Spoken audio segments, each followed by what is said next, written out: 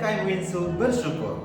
Selamat datang di pembelajaran ekonomi kesehatan. Saya Warpotan Hasibuan. Tahukah kamu berita-berita tentang ini? Tentang ini? Atau tentang ini? Berita-berita tersebut berbicara tentang ekonomi kesehatan. Untuk mengupas lebih lanjut apa itu ekonomi kesehatan, simak penjelasan berikut. Mari kita mulai perjalanan pengetahuan kita dengan memahami konsep-konsep dasar dalam ekonomi kesehatan. Ekonomi kesehatan adalah studi tentang bagaimana sumber daya terbatas dikelola dalam konteks layanan kesehatan. Melalui pemahaman ini, kita dapat menganalisa bagaimana kebijakan dan keputusan ekonomi mempengaruhi pelayanan kesehatan kita sehari-hari. Di dalam ekonomi kesehatan juga ada dinamakan industri layanan kesehatan. Apa itu? Industri layanan kesehatan melibatkan rumah sakit, klinik dokter, perawat, dan berbagai penyedia layanan kesehatan lainnya.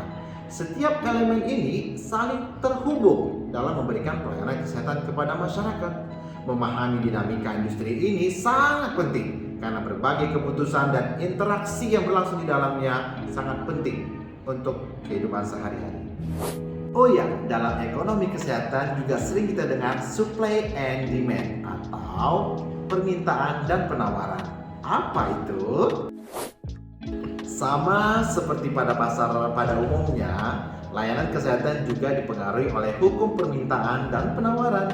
Permintaan mencerminkan kebutuhan masyarakat terhadap layanan kesehatan, sementara penawaran adalah ketersediaan layanan dari penyedia. Interaksi antara permintaan dan penawaran ini membentuk harga dan aksesibilitas layanan kesehatan. Oh ya, dalam ekonomi kesehatan juga ada yang disebut dengan biaya. Apa itu teori biaya? Salah satu poin sentral dalam ekonomi kesehatan adalah analisis biaya. Teori biaya membantu kita mengidentifikasi komponen biaya yang terlibat dalam memberikan layanan kesehatan.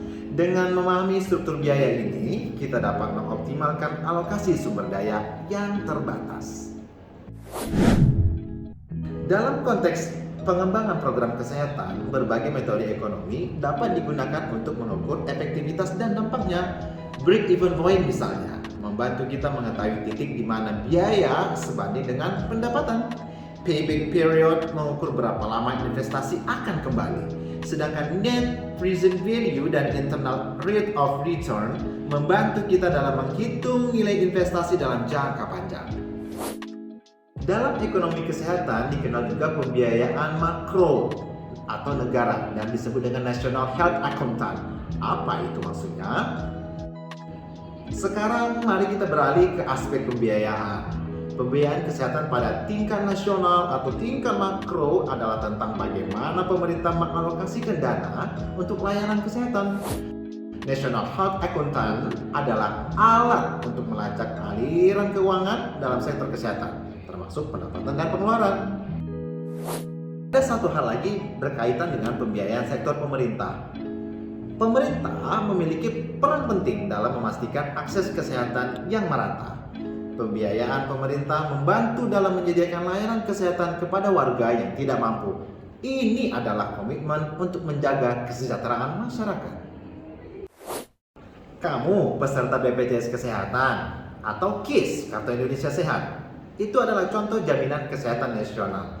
Untuk memastikan bahwa setiap warga negara memiliki akses ke layanan kesehatan, jaminan kesehatan nasional diperlukan. Skema ini melindungi kesehatan masyarakat dan mencegah beban biaya yang berlebihan pada individu. Apa sih manfaat BPJS Kesehatan? Di Indonesia, BPJS Kesehatan adalah penyedia jaminan kesehatan nasional. Melalui skema ini, masyarakat Indonesia memiliki akses yang lebih baik ke layanan kesehatan yang berkualitas. Selain pembiayaan negara atau pembiayaan publik, sektor swasta juga berperan dalam pembiayaan kesehatan. Perusahaan asuransi kesehatan swasta dan layanan medis berbasis swasta adalah contoh bagaimana sektor ini turut mendukung ketersediaan layanan kesehatan. Terima kasih telah menyimak penjelasan singkat mengenai mata kuliah ekonomi kesehatan. Video ini tersaji dengan baik atas kontribusi orang-orang profesional ini. Saya Warpotan Hasibuan, sampai jumpa di video berikutnya.